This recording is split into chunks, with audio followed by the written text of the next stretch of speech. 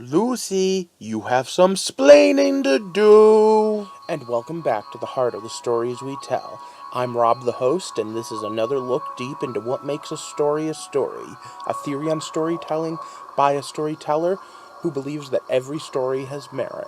And tonight's episode is Creator Spotlight on Lucile Ball. Now, this may seem a little out of the ordinary, but she's really right in our wheelhouse. There's a lot to unpack here, so let's get started with basics of who she is. One of her quotes is something I put on the Facebook page to give you a clue.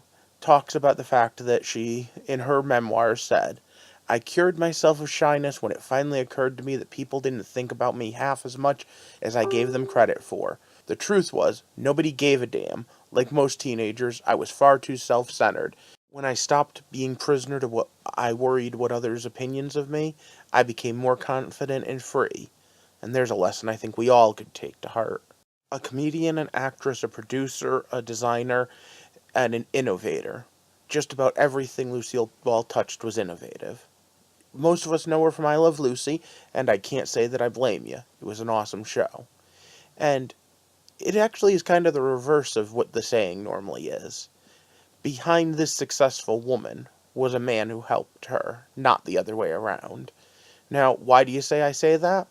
Well, because at the end of the day, Lucille Ball went on to do so much after Desilu, but at the same time, if she didn't have someone there who could stand up for her, someone who could say, no, we're going to listen to her, someone who could help her get past some of the BS that was happening in that era, she wouldn't have made it anywhere. Now, I know what you're asking. It's a pretty simple question. Since mostly I cover comic books and sci-fi and fantasy, why am I dealing with a comedian, right? Desilu Productions were responsible for quite a few things I could go for. But here's one that I think that it matters the most. To boldly go where no man, no one, has gone before. Gene Roddenberry might be Star Trek's father, but for all intents and purposes, Lucille Ball is its mother. Without her, the show never would have been made.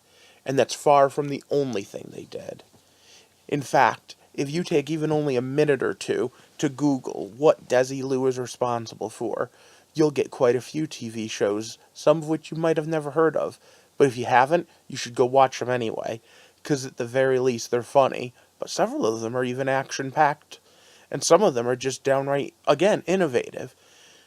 Other people used studio audiences before them. Other people used multiple cameras and multiple sets, but very few people combined all of those.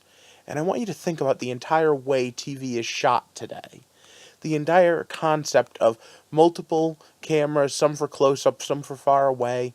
There was a time when that's not the way they did it. There's also a lot of tropes that, some good, some bad, but mostly in the comedic sense, that just wouldn't have existed without Desilu pushing them. And that's, again, one of those things that you just have to go back and look. Things that we take for granted now are things that they innovated then through each of their series. And Lucille Ball was a big part of this. She was hands-on. She was one of those people that pushed, now some would say a feminist thought process, but I would say an equalist thought process. And through each of the shows, Desilu brought us more and more. But I want to take a quick stop for a second and talk about what she did after Desilu. Though she never quite hit the stride that she did with I Love Lucy during the Desilu years, she went on to make many TV shows and movies both behind and in front of the camera.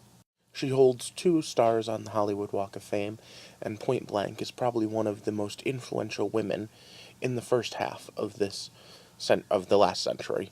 And the reason for that is because she was a strong, independent person back when women were not supposed to be strong or independent.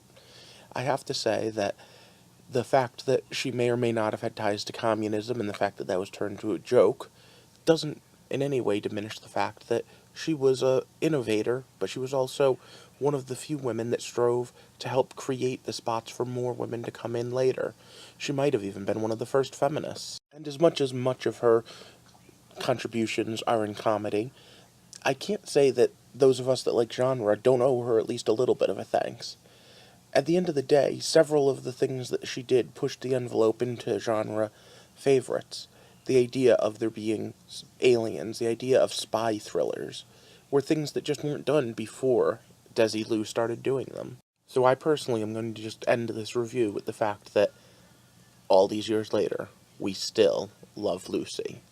But now we've reached the part where I need to ask you to help me out by subscribing to my channel and hitting that like and share button to help try to build this community so that we can do something with this, so that we can talk about why these people are important, why the stories are important, as we explore the heart of all the stories we tell.